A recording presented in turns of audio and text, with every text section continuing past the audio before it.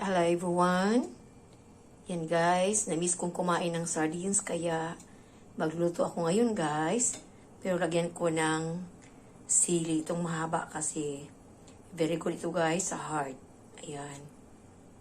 Meron kunting garlic pero marami ang onion kasi masarap ang gisadong sardines kung maraming onion guys. Mabango siya. Ayan. Yan, kakainin ko ito ngayon. Ito ang aking lunch at yung aking Quaker Oats. Ayan. Yan guys, konting mantika lang ang ilan natin guys ha. Tapos iuna natin ang garlic. Ng mantika. Yan, iuna natin ang garlic. Ay. Yan guys. Tapos, isunod natin ang onion. Yan guys.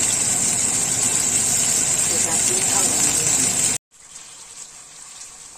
Yan na ang ating sardines guys. Yan. Halo-haloin lang natin ito ng konti.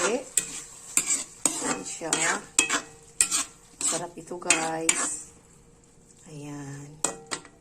Tapos, ilagay natin mamaya ang sili na mahaba. Ayan. Kasi kakainin ko itong lahat, guys. Itong lahat na kaninta ng lamas ba.